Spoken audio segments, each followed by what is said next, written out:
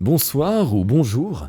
Alors un petit message en préambule de votre nouvelle pour vous avertir que la vidéo que vous apprêtez à visionner est tirée des tout débuts d'Horrifique Histoire sur Twitch et n'est donc pas représentative de la qualité de production et de narration que nous tentons de vous offrir actuellement. Alors bien évidemment, profitez bien de cette vidéo, mais n'hésitez pas à passer le dimanche soir sur Twitch ou à checker nos dernières VOD sur la chaîne pour voir finalement Horrifique Histoire à son plein potentiel. Mais d'ici là, bonne vidéo, braves gens, et bonne écoute. Cher live Twitch, découvrons ensemble Le Chat Noir, une nouvelle d'Edgar Allan Poe.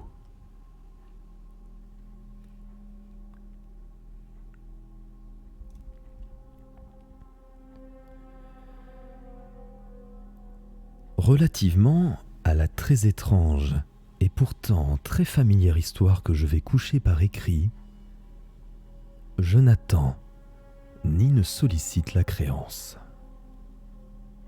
Vraiment, je serais fou de m'y attendre, dans un cas où mes sens eux-mêmes rejettent leur propre témoignage. Cependant, je ne suis pas fou, et très certainement, je ne rêve pas. Mais demain, je meurs, et aujourd'hui, je voudrais décharger mon âme.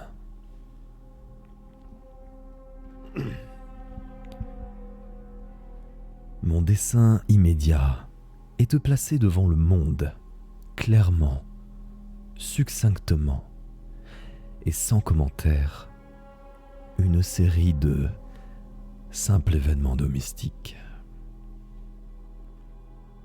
Dans leurs conséquences, ces événements m'ont terrifié, m'ont torturé, m'ont anéanti. Cependant, je n'essaierai pas de les élucider. Pour moi, ils ne m'ont guère présenté que de l'horreur. À beaucoup de personnes, ils paraîtront moins terribles que baroques. Plus tard peut-être, il se trouvera une intelligence qui réduira mon fantôme à l'état de lieu commun. Quelque intelligence plus calme, plus logique et beaucoup moins excitable que la mienne, qui ne trouvera dans les circonstances que je raconte avec terreur qu'une succession ordinaire de causes et d'effets très naturels.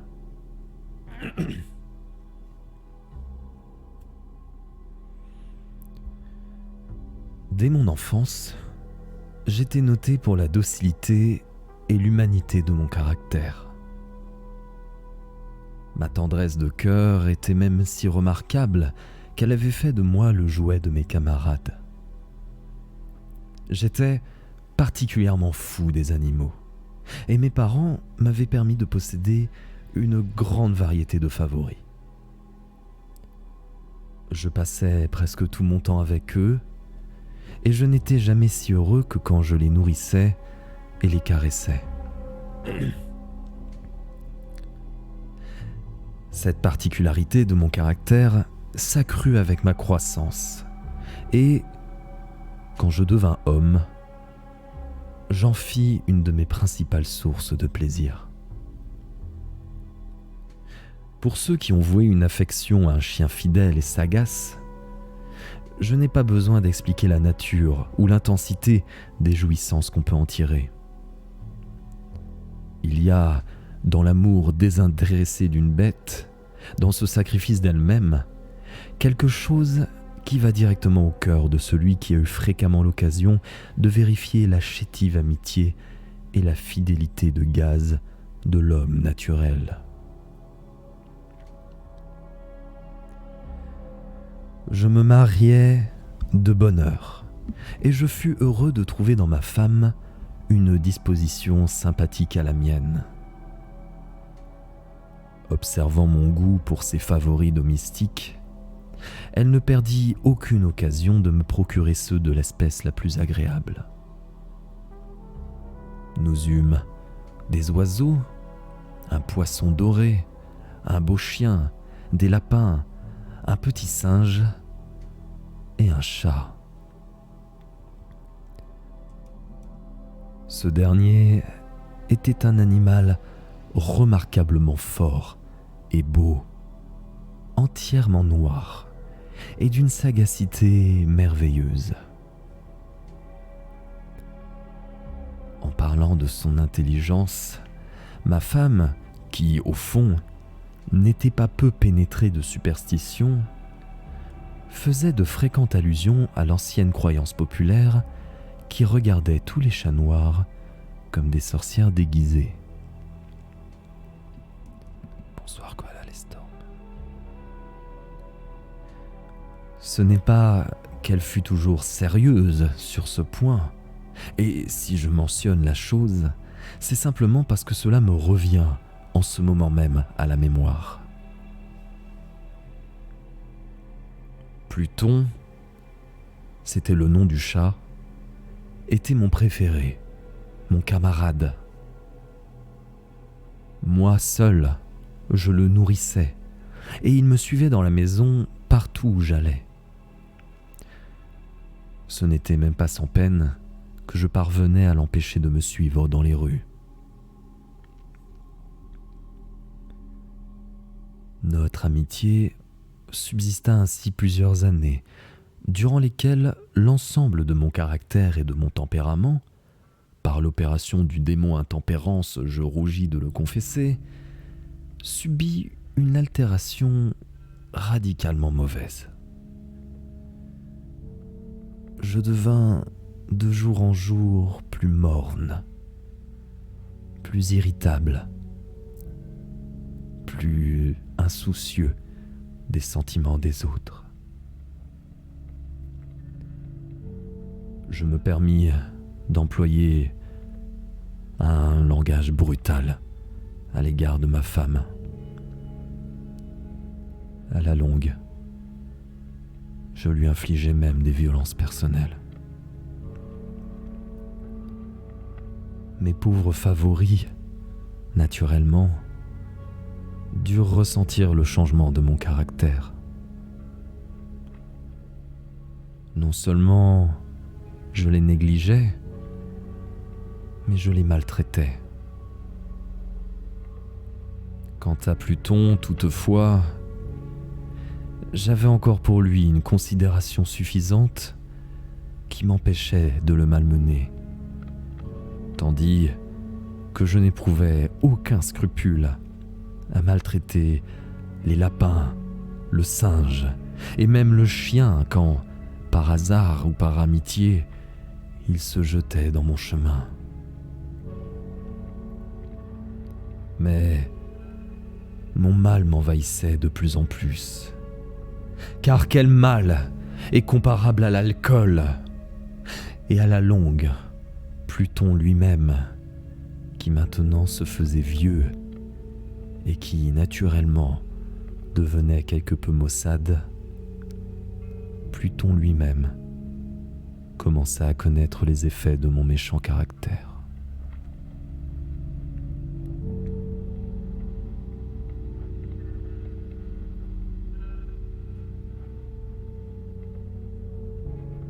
Une nuit,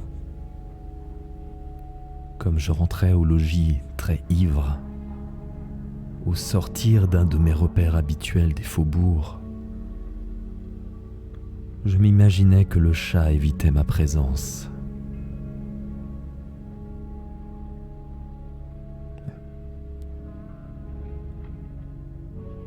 Si vous avez un problème avec les violences envers les animaux, ce que j'entends et ce que je comprends, c'est le moment de couper le son et de regarder dans le chat quand Ncanel ou un autre modérateur vous préviendra de la fin de la séquence. Merci à tous.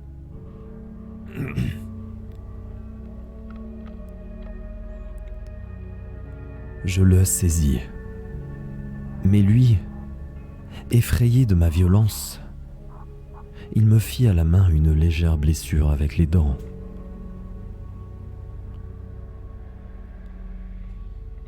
fureur de démon s'empara soudainement de moi.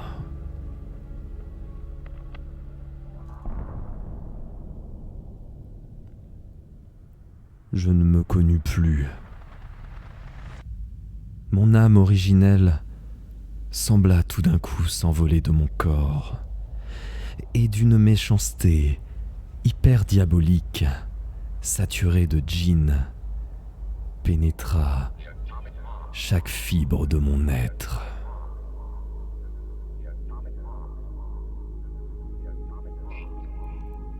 Je tirai de la poche de mon gilet un canif. Je l'ouvris. Je saisis la pauvre bête par la gorge et, délibérément, je fis sauter un de ses yeux de son orbite.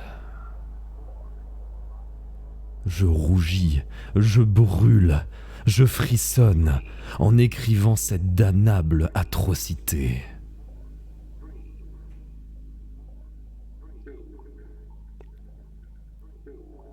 Quand la raison me revint avec le matin,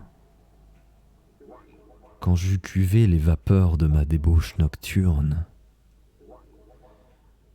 j'éprouvais un sentiment moitié d'horreur, moitié de remords pour le crime dont je m'étais rendu coupable.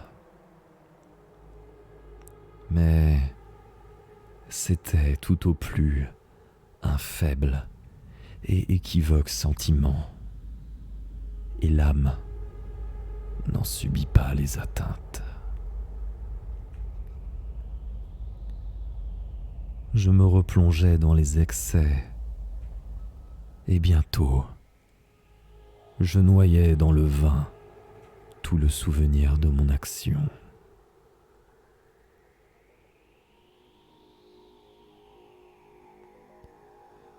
Cependant, le chat guérit lentement. L'orbite de l'œil perdu présentait, il est vrai, un aspect effrayant. Mais il n'en parut plus souffrir désormais.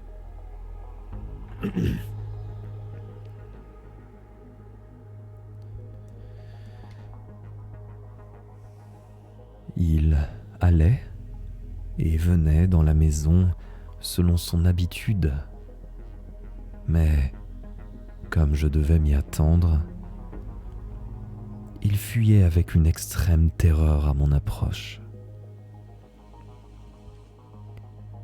Il me restait assez de mon ancien cœur pour me sentir d'abord affligé de cette évidente antipathie de la part d'une créature qui jadis m'avait tant aimé. Mais ce sentiment fit bientôt place à l'irritation. Et alors apparut, comme pour ma chute finale et irrévocable, l'esprit de perversité.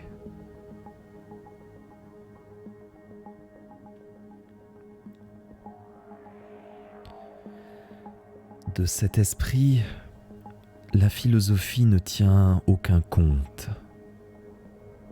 Cependant, aussi sûr que mon âme existe, je crois que la perversité est une des primitives impulsions du cœur humain, une des indivisibles premières facultés ou sentiments qui donnent la direction au caractère de l'homme. Qui ne s'est pas surpris 100 fois commettant une action sotte ou vile par la seule raison qu'il savait devoir ne pas la commettre? N'avons-nous pas une perpétuelle inclinaison, malgré l'excellence de notre jugement, à violer ce qui est la loi, simplement parce que nous comprenons que c'est la loi? Cet esprit de perversité, dis-je, vint causer ma déroute finale. C'est ce désir ardent, insondable de l'âme de se torturer elle-même, de violenter sa propre nature, de faire le mal pour l'amour du mal seul, qui me poussait à continuer et finalement consommer le supplice que j'avais infligé à la bête inoffensive.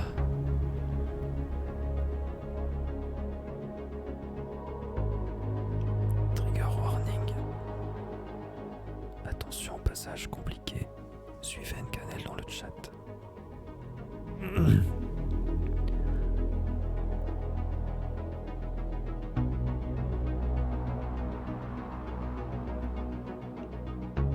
Un matin, de sang-froid, je glissais un nœud coulant autour de son cou et je le pendis à la branche d'un arbre. Je le pendis avec des larmes plein les yeux, avec le plus amer remords dans le cœur. Je le pendis parce que je savais qu'il m'avait aimé et parce que je sentais qu'il ne m'avait donné aucun sujet de colère. Je le pendis parce que je savais qu'en faisant ainsi, je commettais un péché mortel qui compromettait mon âme immortelle au point de la placer, si une telle chose était possible, même au-delà de la miséricorde infinie du Dieu très miséricordieux et très terrible.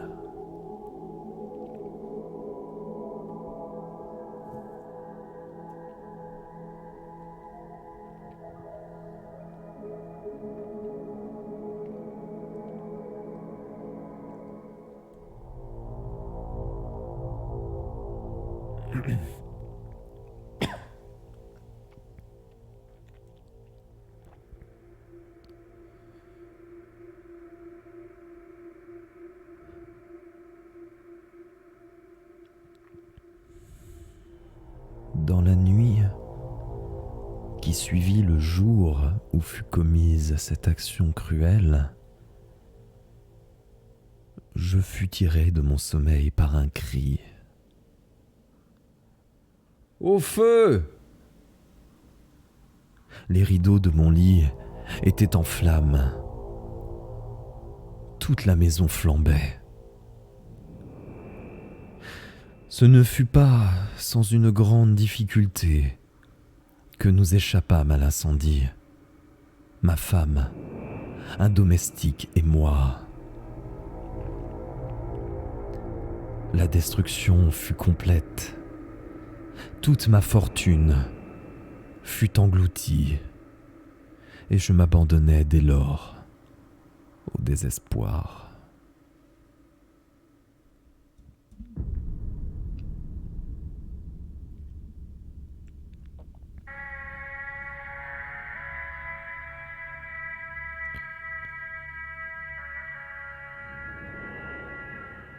Je ne cherche pas à établir une liaison de cause à effet entre l'atrocité et le désastre. Je suis au-dessus de cette faiblesse. Mais je rends compte d'une chaîne de faits.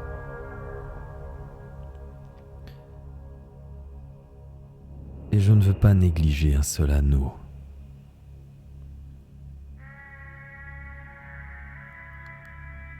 J'appelle un time-out. Le jour qui suivit l'incendie, je visitais les ruines.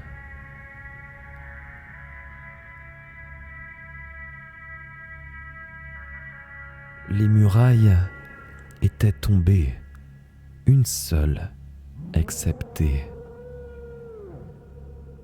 Et cette seule exception se trouva être une cloison intérieure, peu épaisse, située à peu près au milieu de la maison, et contre laquelle s'appuyait le chevet de mon lit.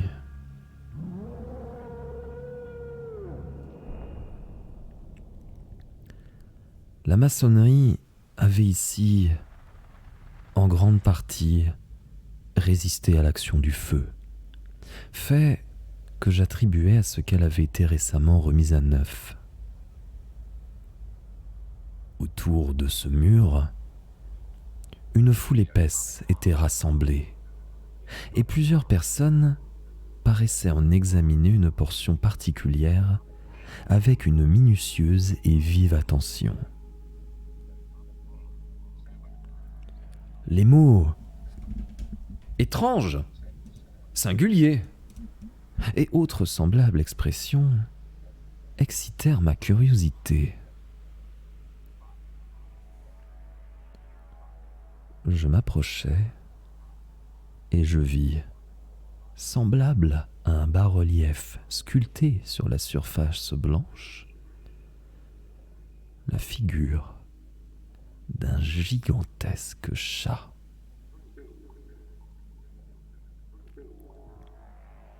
L'image était rendue avec une exactitude vraiment merveilleuse.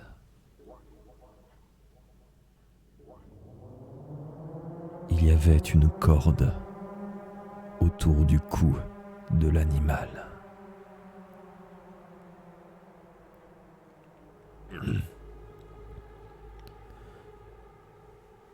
Tout d'abord, en voyant cette apparition, car je ne pouvais guère considérer cela que comme une apparition, mon étonnement et ma terreur furent extrêmes.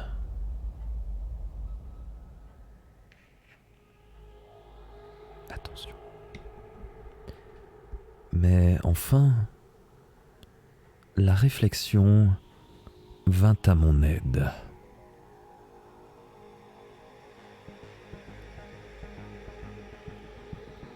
Le chat, je m'en souvenais, avait été pendu dans un jardin adjacent à la maison. Au cri d'alarme, ce jardin avait été immédiatement envahi par la foule, et l'animal avait dû être détaché de l'arbre par quelqu'un et jeté dans ma chambre à travers une fenêtre ouverte. Cela avait été fait sans doute dans le but de m'arracher au sommeil. La chute des autres murailles avait comprimé la victime de ma cruauté dans la substance du plâtre fraîchement étendu. La chaux de ce mur, combinée avec les flammes et l'ammoniaque du cadavre, avait ainsi opéré l'image telle que je la voyais.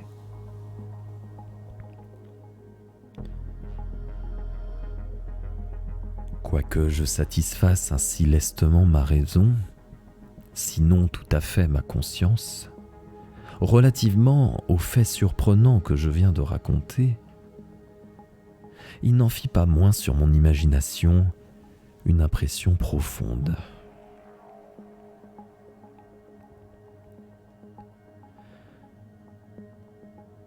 Pendant plusieurs mois, je ne pus me débarrasser du fantôme du chat.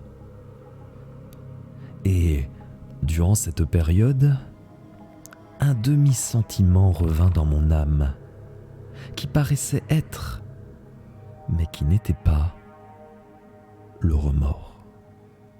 Merci beaucoup, Bata la brute.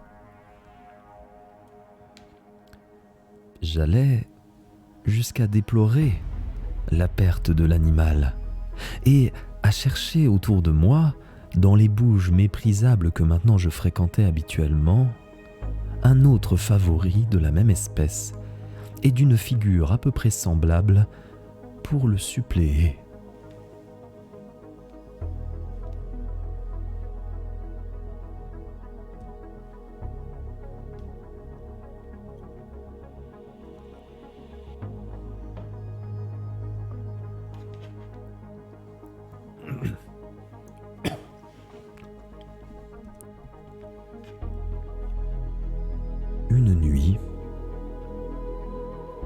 comme j'étais assis à moitié stupéfié, dans un repère plus qu'infâme,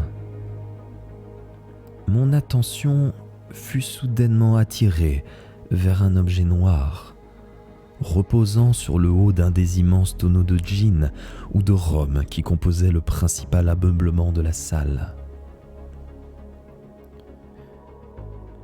Depuis quelques minutes, je regardais fixement le haut de ce tonneau, et ce qui me surprenait maintenant, c'était de n'avoir pas encore aperçu l'objet situé dessus.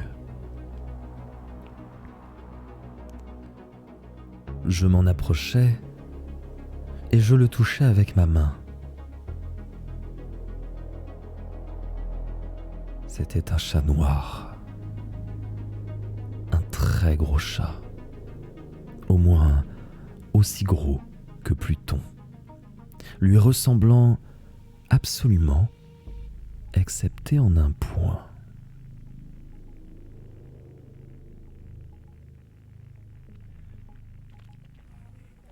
Pluton n'avait pas un poil blanc sur tout le corps. Celui-ci portait une éclaboussure large et blanche, mais d'une forme indécise, qui couvrait presque toute la région de sa poitrine.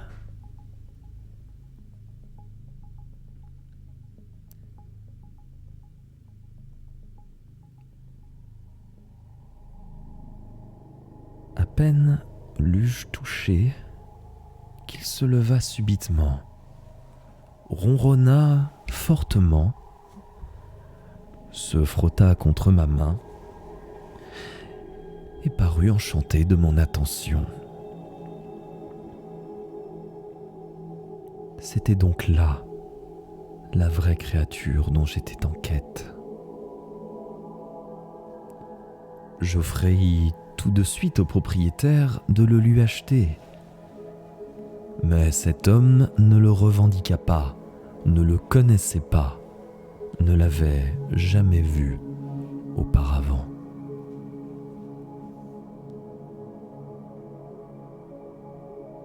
Je continuais mes caresses et, quand je me préparais à retourner chez moi, l'animal se montra disposé à m'accompagner.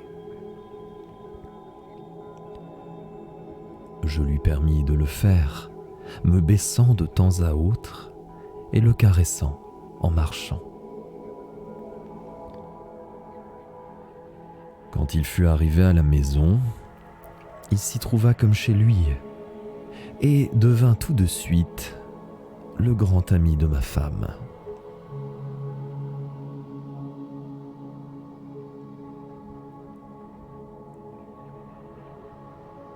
Pour ma part,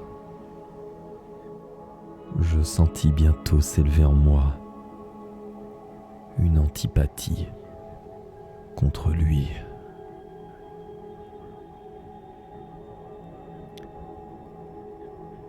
C'était justement le contraire de ce que j'avais espéré. Mais je ne sais ni comment, ni pourquoi cela eut lieu. Son évidente tendresse pour moi me dégoûtait presque et me fatiguait.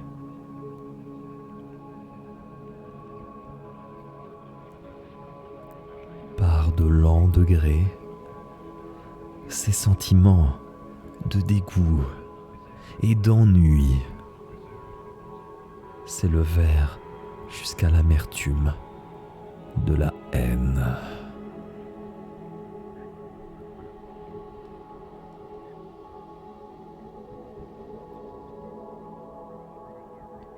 J'évitais la créature. Une certaine sensation de honte et le souvenir de mon premier acte de cruauté m'empêchèrent de le maltraiter. Pendant quelques semaines, je m'abstins de battre le chat ou de le malmener violemment. Mais graduellement, insensiblement,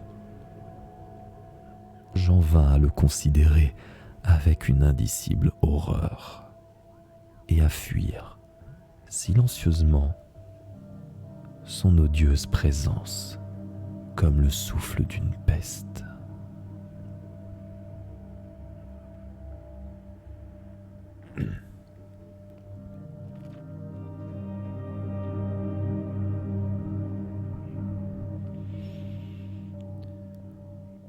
Ce qui ajouta sans doute à ma haine contre l'animal fut la découverte que je fis le matin, après l'avoir amené à la maison, que, comme Pluton, lui aussi avait été privé d'un de ses yeux.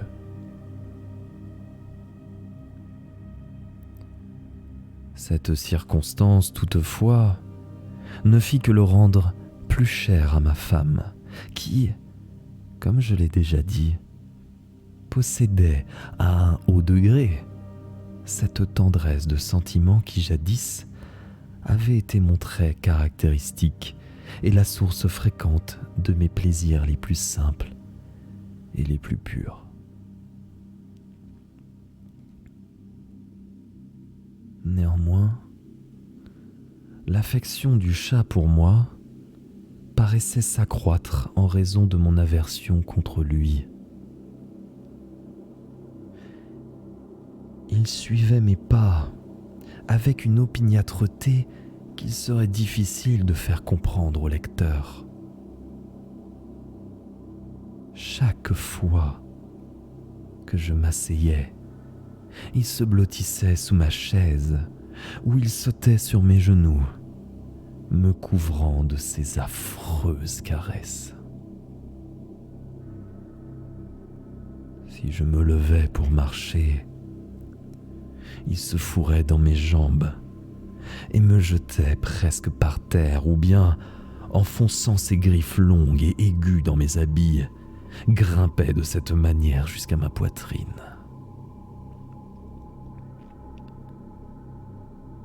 Dans ces moments-là, quoique je désirasse le tuer d'un bon coup, j'en étais empêché, en partie par le souvenir de mon premier crime, mais principalement, je dois le confesser tout de suite, par une véritable terreur de la bête.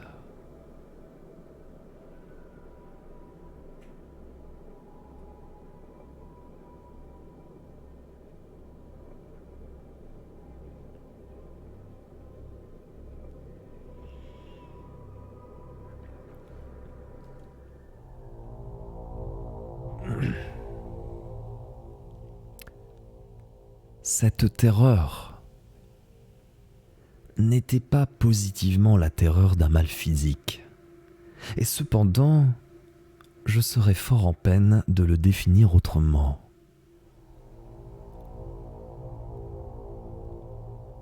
Je suis presque honteux d'avouer, oui, même dans cette cellule de malfaiteurs, je suis presque honteux d'avouer que la terreur et l'horreur que m'inspirait l'animal avaient été accrues par une des plus parfaites chimères qu'il fut possible de concevoir.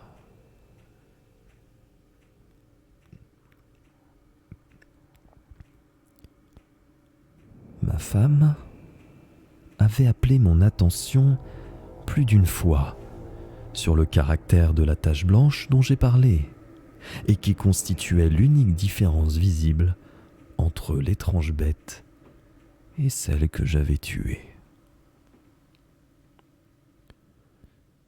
Le lecteur se rappellera sans doute que cette marque, quoique grande, était primitivement indéfinie dans sa forme.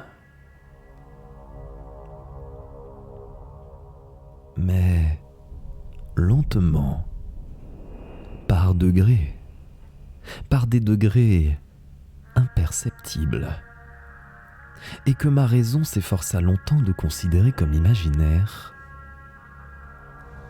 elle avait à la longue pris une rigoureuse netteté de contour.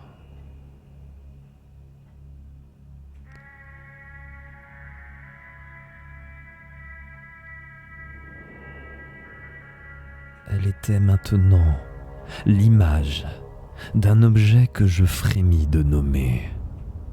Et c'était là surtout ce qui me faisait prendre le monstre en horreur et en dégoût, et m'aurait poussé à m'en délivrer si je l'avais osé. C'était maintenant, dis-je, l'image d'une hideuse, d'une sinistre chose. L'image du gibet. Oh, lugubre et terrible machine, machine d'horreur et de crime, d'agonie et de mort.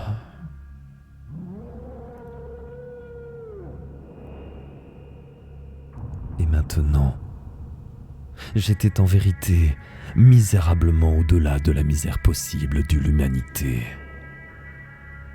Une bête brute, dont j'avais avec mépris détruit le frère. Une bête brute, engendrée pour moi, homme façonné à l'image du Dieu très haut.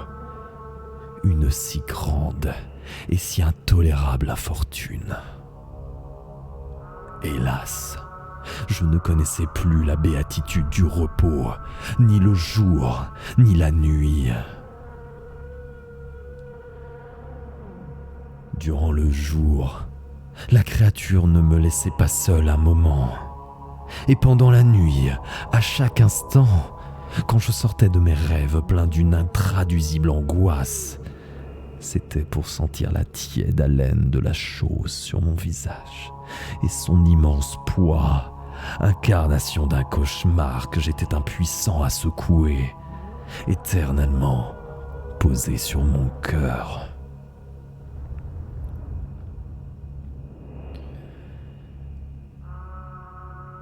Sous la pression de pareils tourments, le peu de bon qui restait en moi succomba.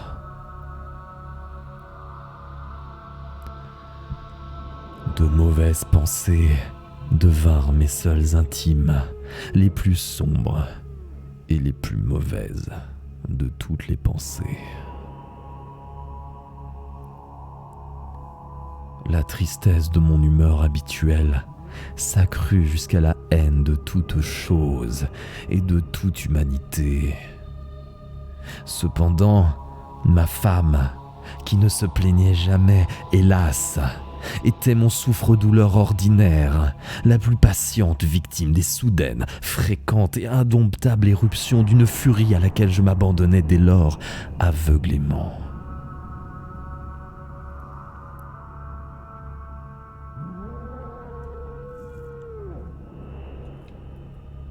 T'inquiète pas, ça arrive, Mascox. Un jour, elle m'accompagna pour quelques besognes domestiques dans la cave du vieux bâtiment où notre pauvreté nous contraignait d'habiter. Le chat me suivit sur les marches roides de l'escalier et, m'ayant presque culbuté la tête la première, m'exaspéra jusqu'à la folie. Levant une hache et oubliant dans ma rage la peur puérile qui jusque-là avait retenu ma main, j'adressai à l'animal un coup qui eût été mortel s'il avait porté comme je le voulais. Mais ce coup fut arrêté par la main de ma femme.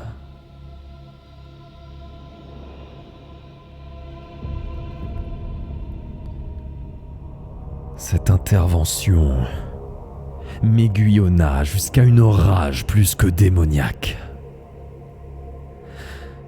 Je débarrassai mon bras de son étreinte et lui enfonçai ma hache dans le crâne. Elle tomba morte sur place, sans pousser un gémissement.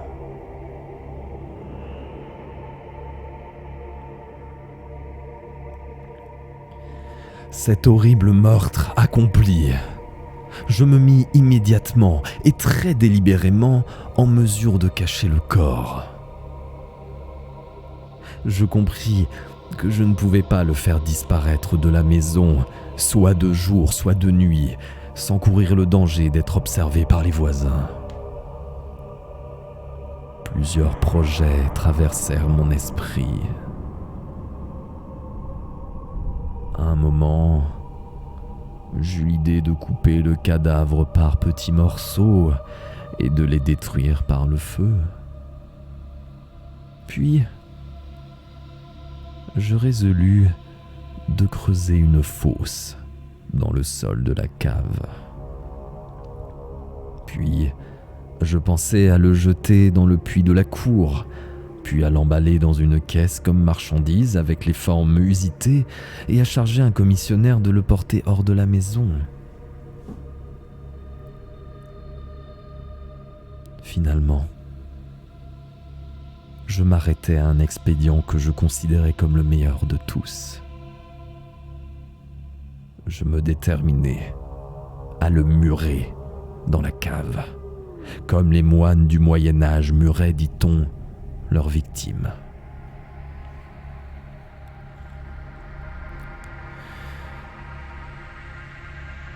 La cave était fort bien disposée pour un pareil dessein.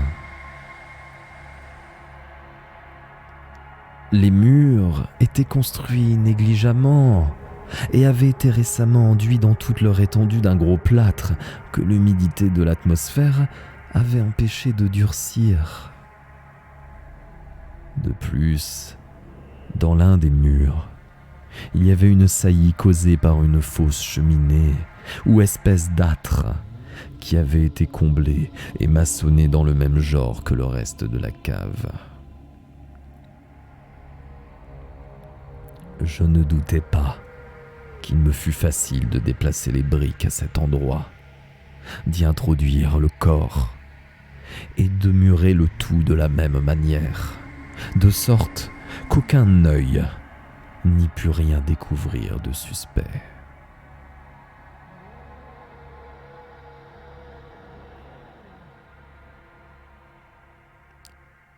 Et je ne fus pas déçu dans mon calcul. À l'aide d'une pince, je délogeai très aisément les briques et, ayant soigneusement appliqué le corps contre le mur intérieur, je le soutins dans cette position jusqu'à ce que j'eusse rétabli sans trop de peine toute la maçonnerie dans son état primitif.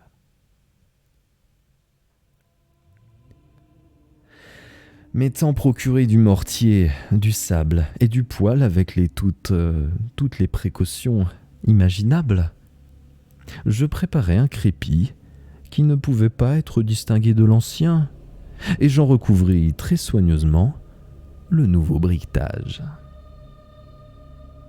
Quand j'eus fini, je vis avec satisfaction que tout était pour le mieux.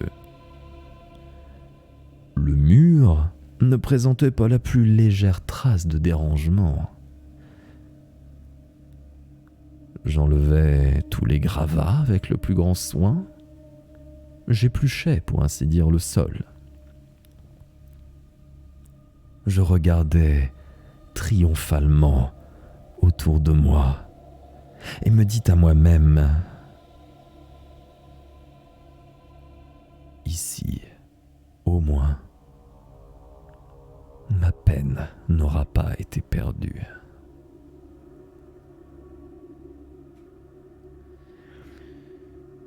Mon premier mouvement fut de chercher la bête qui avait été la cause d'un si grand malheur, car, à la fin, j'avais résolu fermement de la mettre à mort. Si j'avais pu la rencontrer dans ce moment, sa destinée était claire. Mais il paraît que l'artificieux animal avait été alarmé par la violence de ma récente colère et qu'il prenait soin de ne pas se montrer dans l'état actuel de mon humeur. Il est impossible de décrire ou d'imaginer la profonde, la béate sensation de soulagement que l'absence de la détestable créature détermina dans mon cœur. Elle ne se présenta pas de toute la nuit, et ainsi, ce fut la première bonne nuit depuis son introduction dans la maison que je dormis solidement et tranquillement. Oui, je dormis avec le poids de ce meurtre sur l'âme.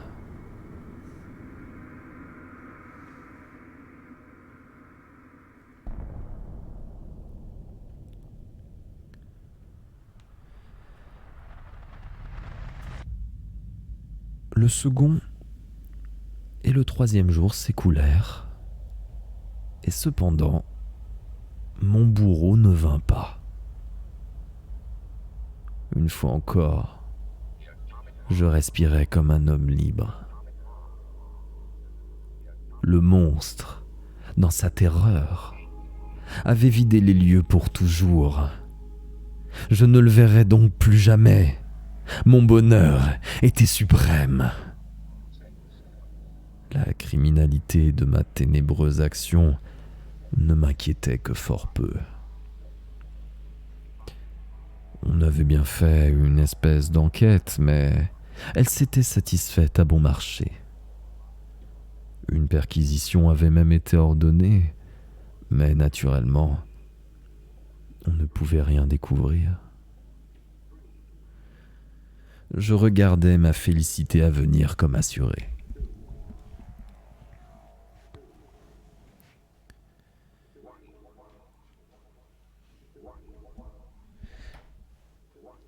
Le 4e jour, depuis l'assassinat,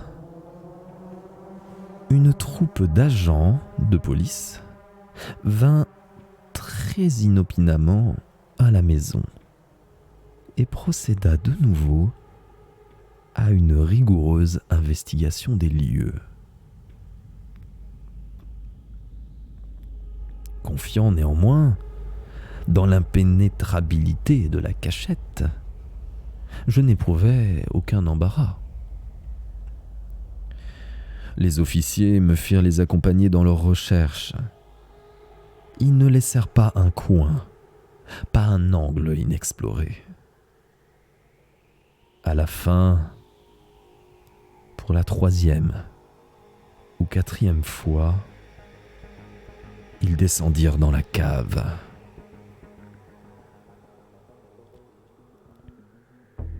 Pas un muscle en moi ne tressaillit. Mon cœur battait paisiblement, comme celui d'un homme qui dort dans l'innocence. J'arpentais la cave d'un bout à l'autre. Je croisais mes bras sur ma poitrine et me promenais çà et là avec aisance. La police était pleinement satisfaite et se préparait à décamper.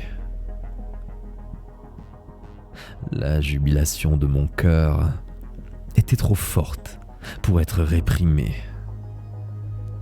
Je brûlais de dire au moins un mot, rien qu'un mot, en manière de triomphe, et de rendre 2 fois plus convaincus leur conviction de mon innocence.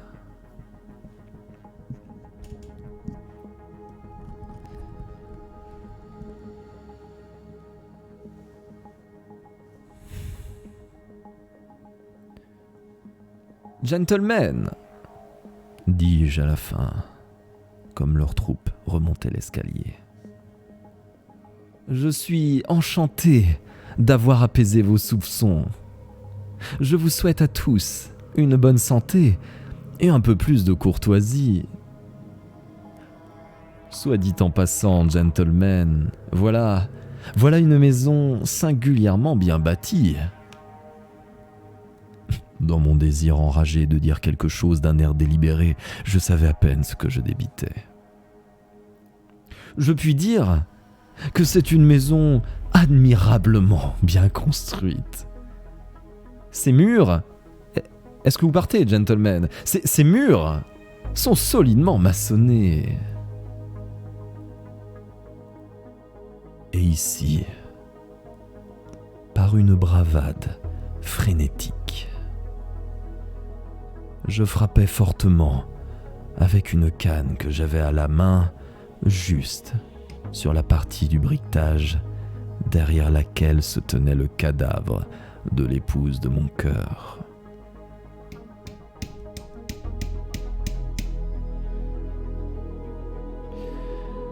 Ah, qu'au moins Dieu me protège et me délivre des griffes de l'archidémon. À peine l'écho de mes coups était-il tombé dans le silence qu'une voix me répondit du fond de la tombe. Une plainte, d'abord voilée et entrecoupée, comme le sanglotement d'un enfant, puis bientôt s'enflant en un cri prolongé, sonore et continu, tout à fait anormal et anti-humain. Un hurlement, un glapissement, moitié horreur et moitié triomphe, comme il peut en monter seulement de l'enfer. Affreuse harmonie, jaillissant à la fois de la gorge des damnés dans leur torture et des démons exultant dans la damnation.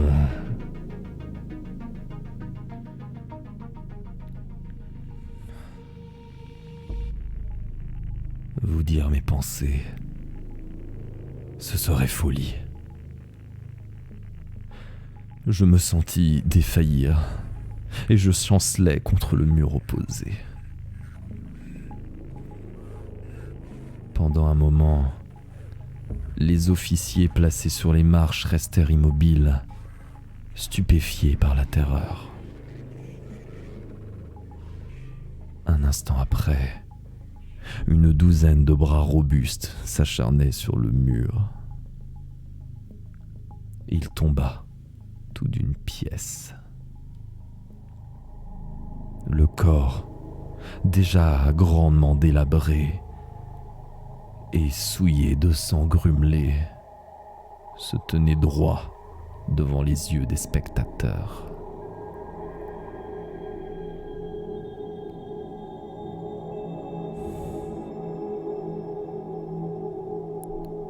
Sur sa tête, avec la gueule rouge dilatée et l'œil unique flamboyant, était perchée la hideuse bête dont l'astuce m'avait induit à l'assassinat et dont la voix révélatrice m'avait livré au bourreau.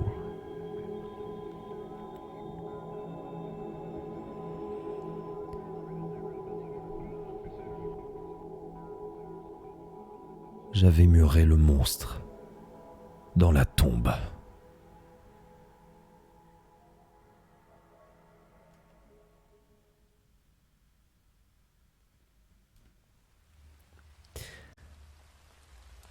Et paf le chat.